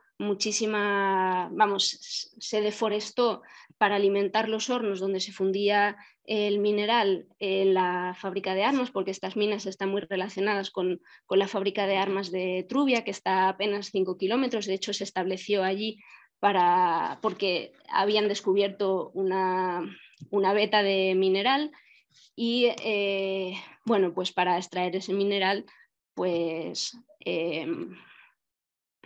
bueno, para poder fundir ese mineral en la fábrica de armas quitaron un montón de madera también, que luego en otro periodo tuvieron que volver a reforestar. Entonces el paisaje también el paisaje físicamente ha ido cambiando también.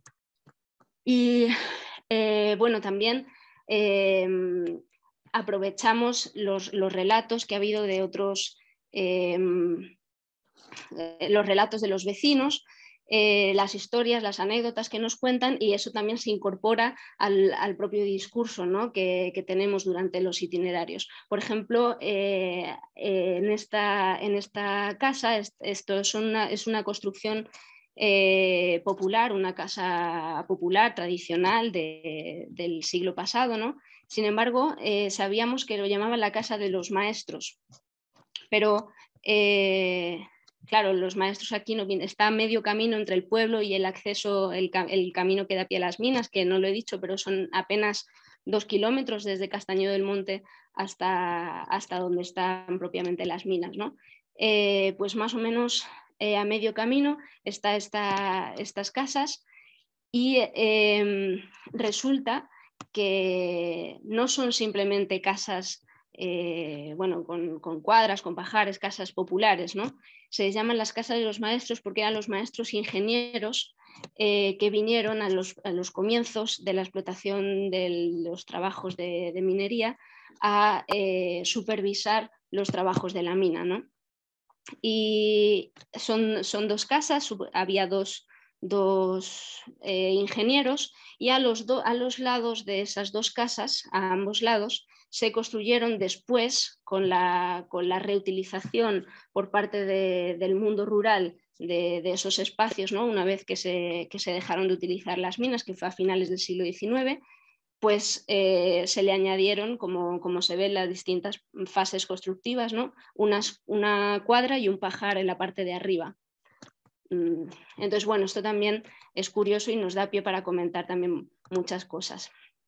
Bueno, aquí simplemente, como decía, pero tampoco me detengo, aparte de contrastar siempre o intentar sacar también la información tanto de los vecinos, de la historia oral, con las fuentes que conservamos, ¿no? Y con esa labor también de investigación de la documentación. Simplemente habla un poco de la deforestación y de esas distintas fases. Bueno, el camino que va hasta las minas también están visibles ahí los muros de contención de un camino que hicieron en conjunto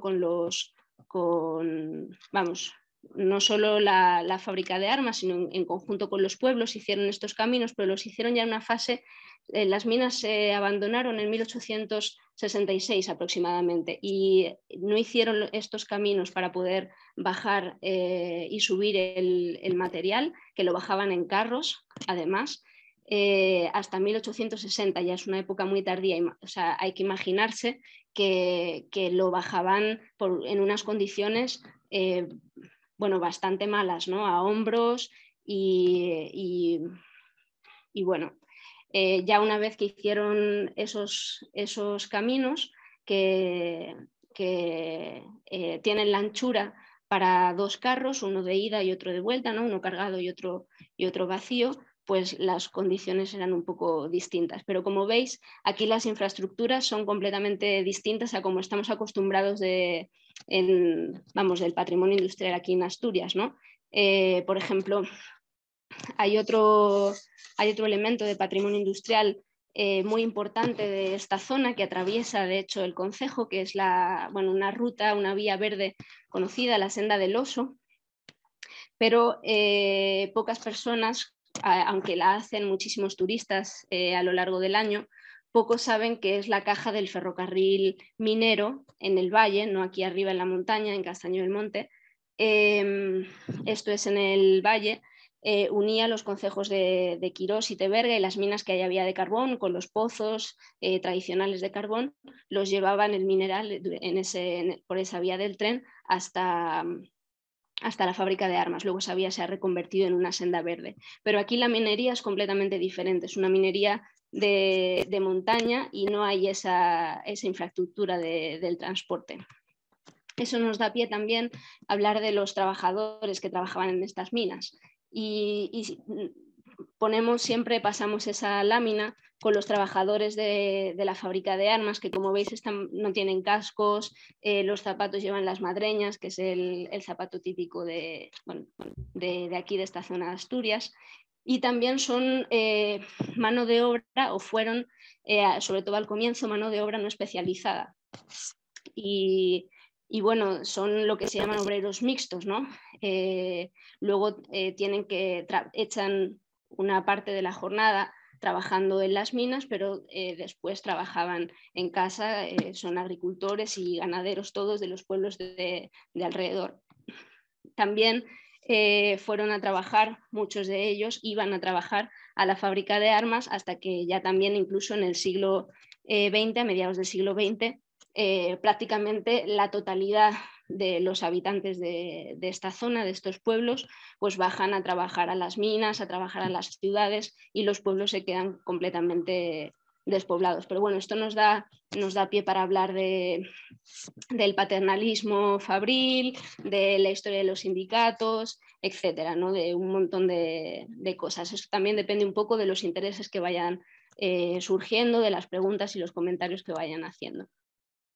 Pero bueno, sí que intentamos dar cuenta de las diferencias también de población y de lo que supuso también para toda la gente y el desarrollo económico que generó tanto el establecimiento de la fábrica como el trabajo de las minas para aquel momento.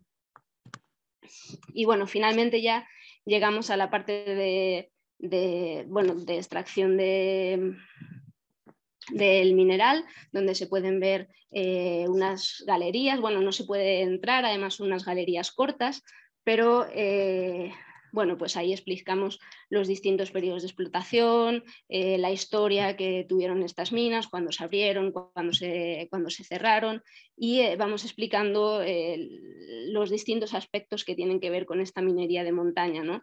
Y enseñando un poco pues las bocaminas, la mina es una mina también a cielo abierto, cómo cortaron la montaña y prácticamente se la llevaron, ¿no? Habían calculado aproximadamente unos 70 millones de toneladas de cubicaje que tenía de hierro. Luego resultó ser que el hierro no era muy útil o sea, no compensaba mucho la calidad del mineral con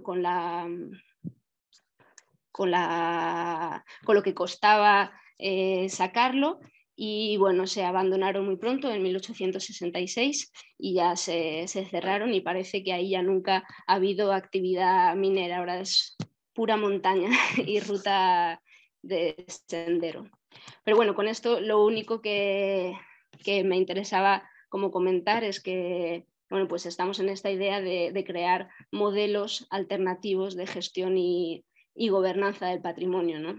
Pues con la independencia de agentes políticos, con procesos que no son a corto plazo, ¿no? Que se plantean a medio y largo plazo con ese trabajo comunitario.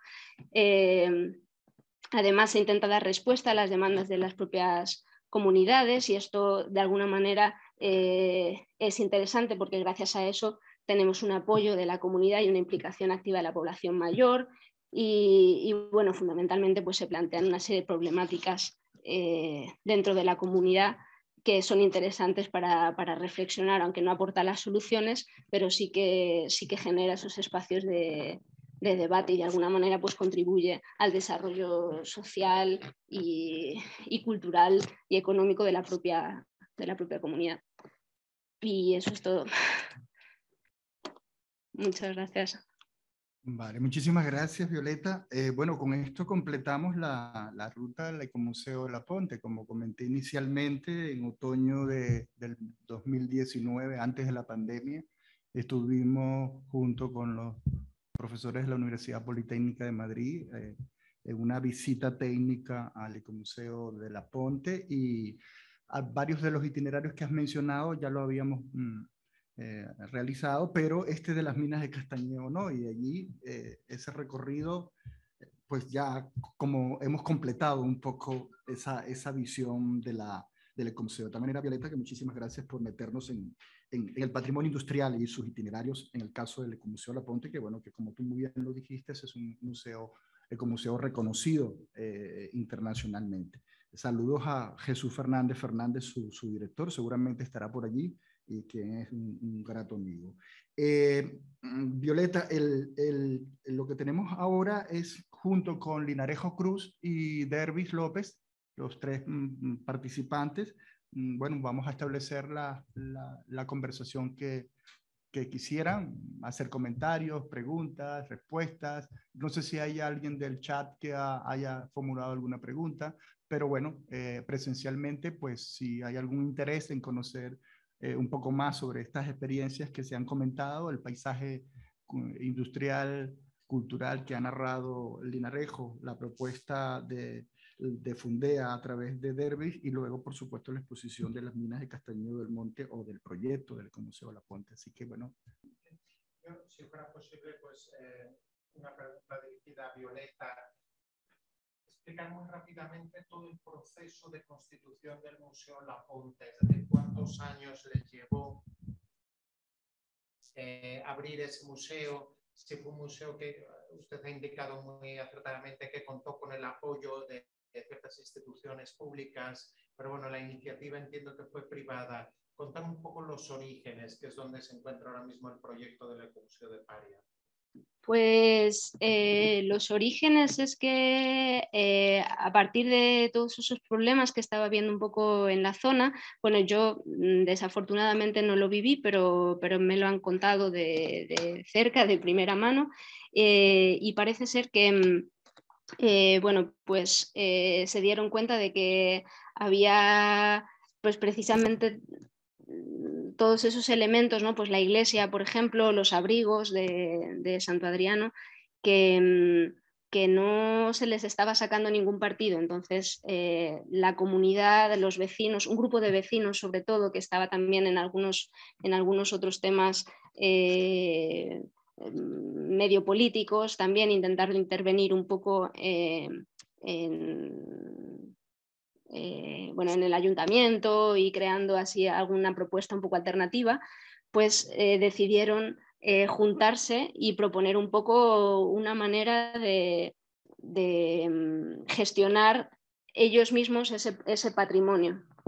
Entonces es una iniciativa, bueno, podemos decir privada, pero en realidad es social, es comunitaria, surge de la propia vecindad, por así decir.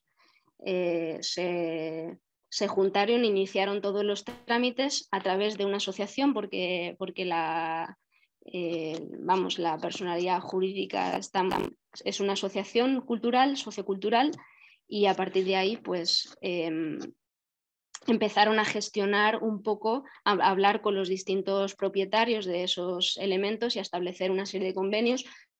Creo que no ha sido fácil, la verdad. Ha sido un duro trabajo de conversaciones. De hecho, por ejemplo, los abrigos han estado cerrados porque bueno, empezaron haciendo las visitas al principio a esos dos accesos. Abrieron además los accesos porque estaban completamente inaccesibles por los árboles y por todo. Y luego, pues esos...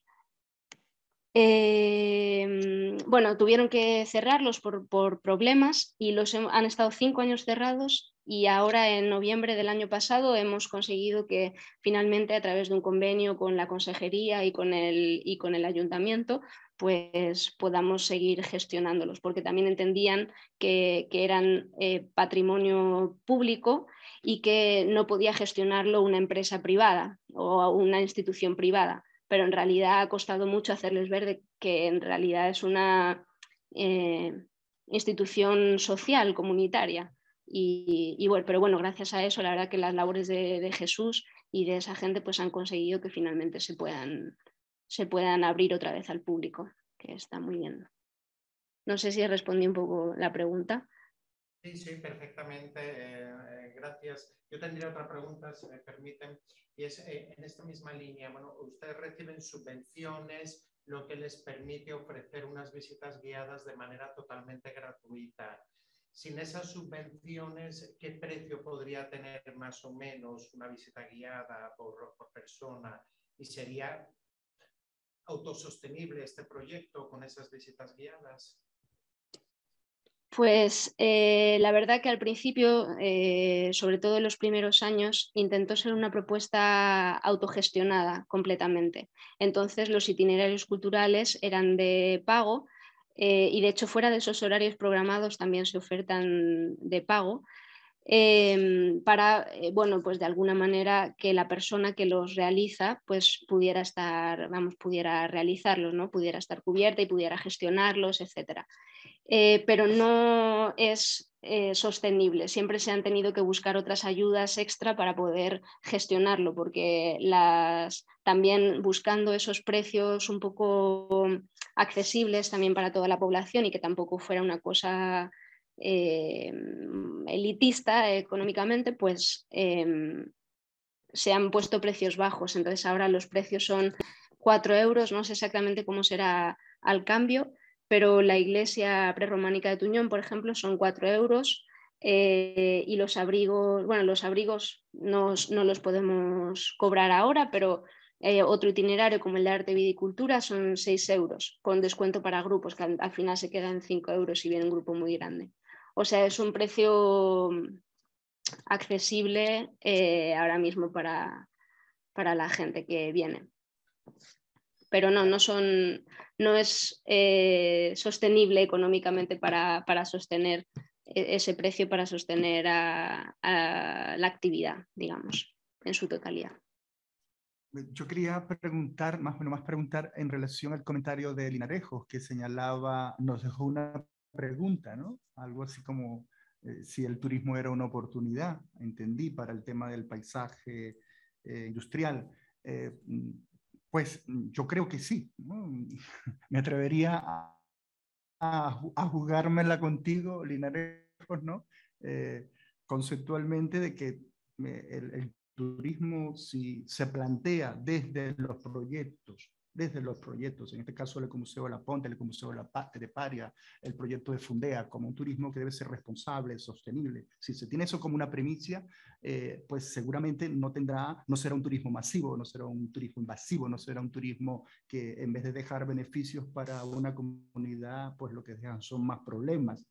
Entonces, pero yo quiero que me digas un poco más, porque que tú respondas a esa pregunta que dejaste en el aire, porque creo que lo hiciste con esa intención. Sí, bueno, es verdad que la dejé en el aire, pero tengo mi propio criterio al respecto, ¿no? Es verdad que el turismo, sí o no, depende. Turismo masivo, no. Hay lugares que son muy sensibles. Yo creo que es fundamental estudiar una serie de parámetros para que el turismo realmente sea favorable para todo el mundo, para los sitios que se visitan y para el propio turista. Yo qué sé, analizar capacidades de carga, pero sí que se hacen estudios de capacidades de carga, sobre todo en monumentos y demás. Pero, no sé, estas colas inmensas que hay para entrar a algún sitio, estos desembarcos de cruceros que de repente salen a una ciudad y prácticamente van como arrasando casi, porque van con el tiempo muy limitado. Entonces, desde mi punto de vista, es ideal poder conocer los sitios, pero creo que el turismo convencional, el turismo que se está gestionando a través de turoperadores y todo esto, es poco favorable para los sitios y para las personas, porque hablaba de capacidad de carga de los lugares, pero ¿y la capacidad de carga del propio turista, de las personas? Es que al final se dan una paliza tremenda. Ven 400 cosas en un día, al final no saben lo que han visto, se cansan muchísimo y no es una experiencia gratificante. La única experiencia que se llevan en estos casos, estoy hablando de casos un poco, pero vamos, que están muy generalizados ahora mismo, pues que se llevan fotos y como muchos se pueden acordar de dónde estuvieron el martes o de dónde estuvieron el jueves, pero realmente no tienen esa experiencia, no son experiencias reales, no es ese entender un sitio, incluso vivirlo, ¿no?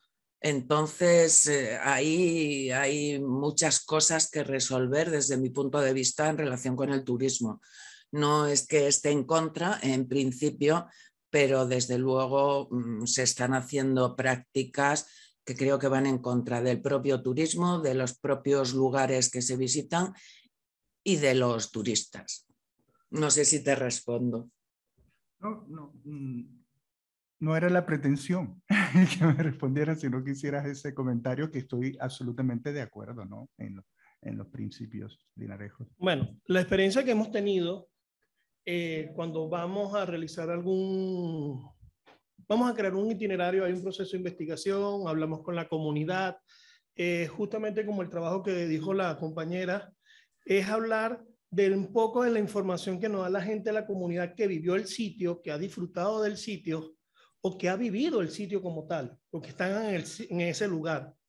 Entonces, recuperar todas esas historias, todas esas anécdotas que forman parte del discurso cultural. Entonces, nosotros, por ejemplo, desde Fundea hemos estado apoyando siempre que sea un turismo con propósito. Vamos y le contamos la historia y dejamos una semilla informativa en las personas que visitan. Es decir, no lo vamos a tarogar de 20, 30 informaciones de libros técnicos que no lo van a recordar, pero sí hablarle como el abuelo que te echó un pequeño cuento y ese cuento lo tenemos de por vida. Es lo que buscamos hacer en cada uno de los recorridos. Pero hemos visto que otros operadores lo que hacen es ir, porque como ya hay, vamos a decir, se abrió un itinerario o hay gente que está mostrando intereses, quieren ir, te montan un costo inclusive mucho más bajo de lo que uno está realizando para ir al lugar, pero no hay ese intercambio con la comunidad, no hay ese compartir. Por ejemplo, para las operaciones turísticas necesitamos un transporte. En vez de contratar un transporte de una empresa, buscamos los transportes dentro de la comunidad, que hay varios. Entonces sabemos que parte del dinero que se está invirtiendo está en la comunidad. Si necesito lo que es la parte de alimentación, comida, bebida, que sea dentro de la propia comunidad, y si hay algún ente cultural, demostrarlo en el sitio, justamente para que haya ese intercambio. Lo que hemos tratado de hacer desde la fundación es ser ese puente cultural entre el visitante y el sitio, y es darle de una manera todo lo que hay acá, para que todos vayan y lo puedan vivir tranquilamente. Ahora, llega muchas veces de que costos operacionales hacen de que o montas un costo que a veces se hace elevado y no puede ser para todos, o buscar la manera de ser un turismo algo masivo. Cuando digo masivo, para mí son 30, 40 personas en un recorrido, aunque lo ideal siempre sean 20, para poder complementar y tener algo de ganancia. A veces mucha gente dice, no, ¿estás investigando? Sí, porque como le dije, el mayor proceso de la fundación es la investigación. Ah, pero nos toman en cuenta que para investigar hay también una logística. Un ejemplo, en archivo hay que gastar hasta 4 y 5 guantes de látex, tapabocas especiales, para estar trabajando en los documentos que uno está investigando. Y de allí sale parte de esa información al discurso cultural que vamos a hablar en las rutas. Entonces son costos que muy poca gente ve. Y yo le digo, bueno, nosotros como organización te vamos a garantizar la seguridad porque yo soy paramédico. Mi profesión es ser paramédico y me metí en todo esto porque soy un amante de la historia. Y bueno, he estado con los mejores, he estado siguiendo esa premisa de que si tú quieres ser bueno, únete con los buenos. Y es justamente lo que me ha enseñado. He trabajado para investigar a diferentes cronistas y personalidades. Y esa información es justamente lo que hemos dado allí. Y es un punto que se tiene que anotar en el costo. Al igual de que esas conversaciones con las comunidades, antes teníamos que ir hasta el sitio. Pero cuando damos y ganamos la confianza de la comunidad, ya no hay que ir al sitio. Ya hacemos una llamada porque ya ellos se organizan y todo lo demás. Ahorita la pandemia, algo que me ha llamado muchísimo la atención sobre justamente el desarrollo de la hidroeléctrica, esta que está en el Guaire, que fuimos el domingo, es que hasta hace 2, 3 años, ese es un recorrido inhóspito. Solamente podían ir quienes sabían, vaqueanos, y que tienen que tener unas grandes condiciones físicas, porque hay que caminar más de 9 kilómetros. Diferentes paisajes vas a encontrar, pero ahora la comunidad ha hecho otra propuesta, porque con la pandemia, al cerrarse muchos parques nacionales, este sitio estaba abierto, era un sitio público, inaccesible para los gentes que te podían prohibir la visita, y empezó a haber una afluencia grande de personas. Eso obligó a la comunidad, y digo obligó porque ellos no lo habían visto de esa manera, de empezar a vender servicios. Es decir, vamos a empezar a vender bebidas, vamos a empezar a tener comida porque estos visitantes lo necesitan. Empezaron a limpiar espacios para que se puedan guardar los vehículos. Y empezaron los mismos viejos personas de 60 años a servir de guías, porque conocen. Sí, discúlpame la palabra, no lo quise decir, pero esas personas mayores con experiencia, cuando eran niños, porque son descendientes de los trabajadores del lugar, mira, empezaron a trabajar de guía. Empezaron a llevar a las personas a los diferentes lugares, a los sitios para conocer, y empezaron a contar la historia que contaban sus padres. Y eso ha sido fascinante cuando empezamos a hacer la entrevista. Entonces hay ahorita servicios de comidas, servicios de bebida y servicios de guiatura por parte de una comunidad que se organizó para mostrar ese patrimonio. Y ellos te cobran una colaboración. Hay una persona que cobran, pero hay una parte de la comunidad que pide una colaboración. ¿A dónde va esa colaboración? Para pagarle a los 2 o 3 trabajadores que se dedican a andar por todas esas picas limpiando el camino. Entonces, hablar directamente y decir a las personas que al llegar al sitio, ese gasto no es un gasto, es una inversión. Una inversión hacia el sitio, porque lo están conociendo, a veces no conocen mucho de la historia, pero van, como decía la amiga, a tomarse la foto. Pero hay muchos que van y quedan con la curiosidad y empiezan a investigar. Y eso es justamente lo que buscamos en la Fundación. Gracias. Pidiendo una opinión a las dos, ¿cómo pensáis que efectivamente esta experiencia de los ecomuseos, que vosotros la conocéis muy bien, las dos, ¿no? Yo creo que en el lejos de una manera a lo mejor más institucional o más genérica, como una programadora con mucha experiencia, y de luego tú, Violeta, sin duda, muy a pie de tierra, ¿no?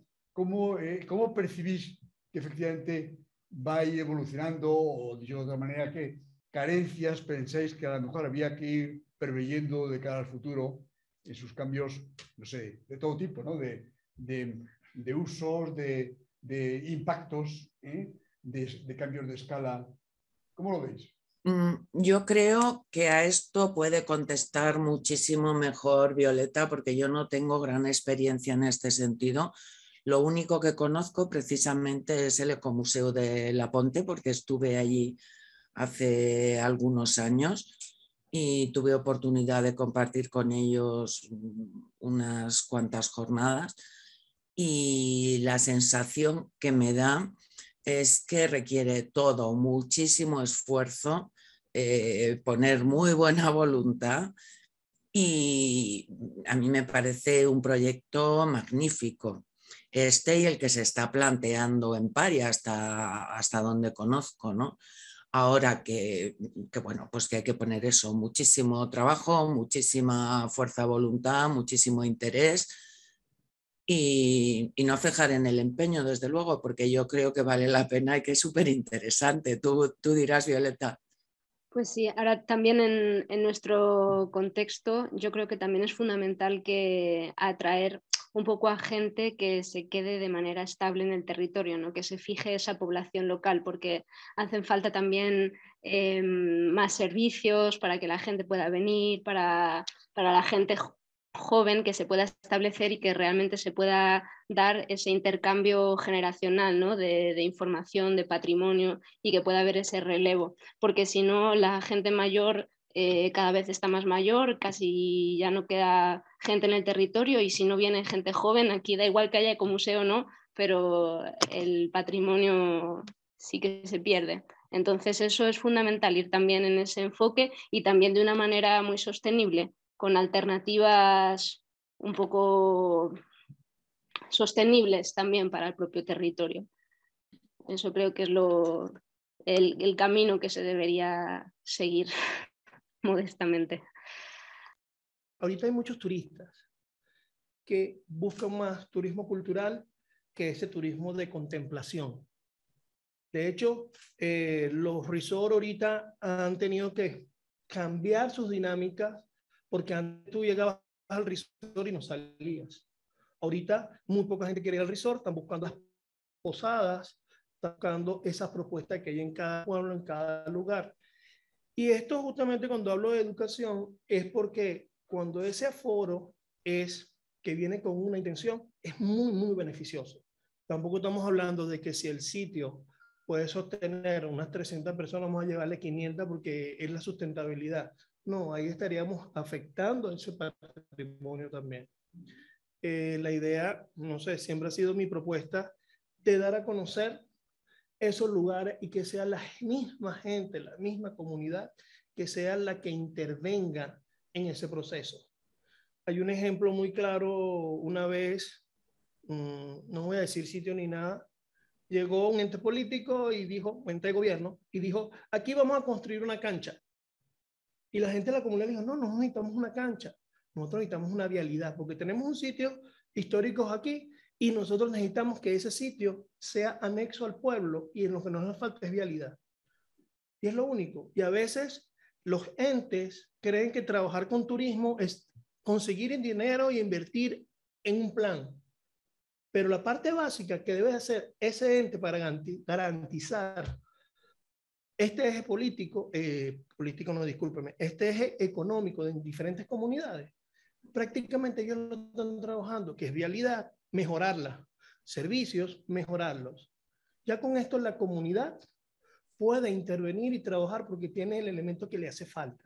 Y un elemento que a veces la comunidad no puede intervenir porque se le hace costoso a la comunidad, pero el Estado puede tomar en cuenta. Gracias. Genial. Yo no me imaginaba que el debate y la conversación iba a ser tan productiva. Linarejo, muchísimas gracias por esa inmersión dentro de los paisajes industriales. Tenemos el mapa del Ecomuseo un poco más completo ahora con tus impresiones sobre ese tema y por supuesto, Violeta, pues reconocer en vuestro Ecomuseo un aspecto que cada vez más apreciamos. Seguramente vamos a volver ya con ideas más de conectarnos para temas de cooperación en el futuro. Y bueno, a Dervis lo tenemos aquí en el patio y sé que es un gran aliado y seguramente nos va a dar mucho apoyo en la construcción de esos itinerarios y la forma comunitaria como lo ha venido desarrollando.